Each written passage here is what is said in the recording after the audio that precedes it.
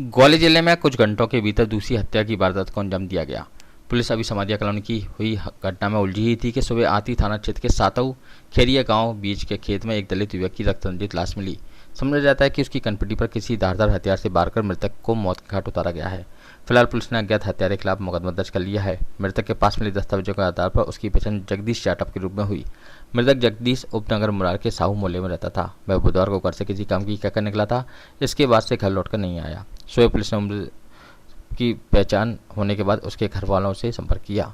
वह भी इस वारदात को लेकर स्थिति को स्पष्ट नहीं कर सके हैं। पुलिस का कहना है कि जगदीश यादव की अज्ञात लोगों ने हत्या की और उसकी लाश को खेरिया के पास फेंक दिया गया। जिस खेत में मृतक जगदीश की लाश मिली है वह दाल बाजार के कारोबारी मोनू अग्रवाल का बताया गया है।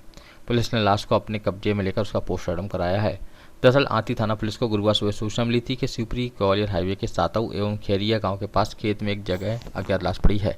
लाश की सूचना मिलते ही पुलिस फॉरेंसिक टीम के साथ घटनास्थल पर पहुंची, जहां खेत में पड़ी लाश के सिर से खून निकल रहा था, जिससे पुलिस को साफ हो गया था कि किसी अज्ञात बदमाश ने धारदार हथियार से उसकी हत्या की है। जब पुलिस ने मृतक के कपड़ों की तलाशी ली तो एक आधार कार्ड मिला जिसमें मृतक का नाम जगदीश जाटव निवासी साहू मोहल्ला मुरार का निकला। मृतक की पहचान होने के बाद पुलिस ने तत्काल उसके परिजनों को घटना की सूचना दी। मृतक के परिजनों ने पुलिस को बताया कि मृतक जगदीश कल रात घर से किसी काम की कहकर निकला था लेकिन वापस नहीं लौटा था।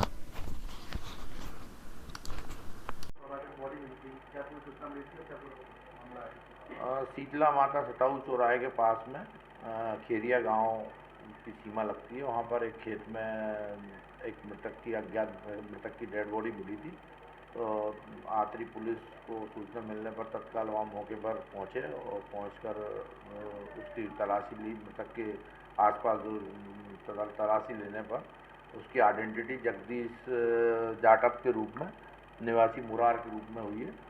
की जेब से आधार कार्ड और अन्य आइडेंटिटी कार्ड वगैरह मिले और मृतक के बाएं कान की कनपट्टी पर ब्लडिंग भी है। तो ऐसी आशंका है कि उसके साथ कोई घटना घटित हुई होगी।